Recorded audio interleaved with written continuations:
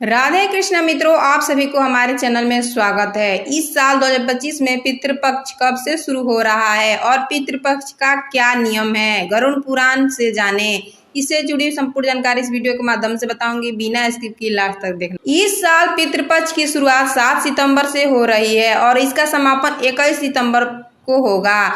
गरुड़ पुराण में इस पवित्र काल के दौरान नियम बताए गए हैं। हर साल भाद्रपद माह के पूर्णिमा तिथि से पितृपक्ष की शुरुआत मानी जाती है, जिसका समापन अश्विन मास की अमावस्या पर होता है। ऐसे में 7 सितंबर से पितृपक्ष की शुरुआत होने जा रही है, जिसका समापन 21 को होगी। सर्व पितृ अमावस्या पर होगा। यह वह अवधि मानी जाती है जब पितृ पृथ्वी लोक पर आते हैं। ऐसे में चलिए जानते हैं कि आपकी तरह पितर की कृपा प्राप्त होगी।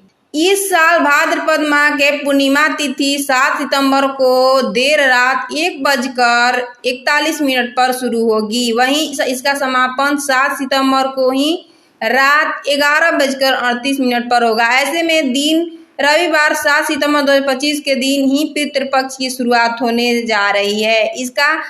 इसके साथ ही इसकी समाप्ति सर्व पितृ अमावस्या यानी 21 सितंबर 2025 की होगी। गरुड़ पुराण में वर्णन मिलता है कि यदि किसी व्यक्ति का विधि विधान से अंतिम संस्कार या श्राद्ध कर्म न किया गया हो तो इससे उस व्यक्ति का आत्मा का शांति नहीं मिलती। इस कारण उस व्यक्ति के परिजन को पितृ दोष का सामना करना पड़ सकता है। इसके साथ ही पितरों का अपमान करने से भी पितृ दोष लगता है। पितृ दोष लगने पर व्यक्ति को संतान उत्पत्ति में समस्या का सामना करना पड़ता है। इसके साथ ही करियर और कारोबार में भी रुकावट आने लगती है। पितृ दोष लगने पर घर के सदस्यों के स्वास्थ्य में भी उतार चढ़ाव देखने को मिलता है और घर में कोई ना कोई सदस्य हमेशा बीमार बना रहता है। इतना ही नहीं, पितृ दोष होने पर जातक के विवाह में भी बाधा आने लगती है। गरुड़ पुराण के अनुसार पितृदोष से मुक्ति पाने के लिए सबसे उत्तम अवधि है पितृपक्ष में विधि विधान पूर्वक पितरों के नियमित तर्पण और श्राद्ध कर्म करना चाहिए। इससे आपको पितृ दोष से मुक्ति मिल सकती है। इसी के साथ गरीब जरूरतमंद लोगों को अन्न का दान करना चाहिए। इसके साथ ही ब्राह्मणों को भोजन कराएं और अपनी क्षमता अनुसार दान दक्षिणा दे। इसके बाद गाय, कौवे, कुत्ते और चींटी के लिए भी भोजन निकालें। इस उपाय को करने से आपको पितृ दोष से राहत और मुक्ति मिल सकती है। सही तिथि। श्राद्ध हमेशा पितरों की मृत्यु तिथि पर ही किया जाता है। अगर आपको अपने पितरों की मृत्यु की तिथि याद न हो तो सर्व पितृ अमावस्या पर श्राद्ध कर्म कर सकते हैं। ब्राह्मण भोजन। श्राद्ध के दिन ब्राह्मणों को भोजन कराना और दान दक्षिणा देना बहुत महत्वपूर्ण माना जाता है।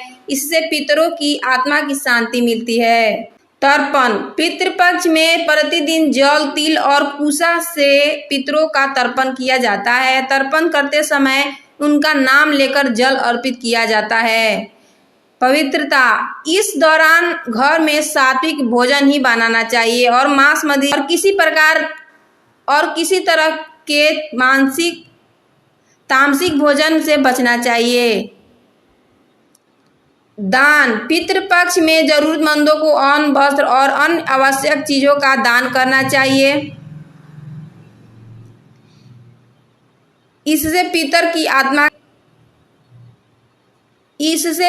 की आत्मा को तृप्ति मिलती है।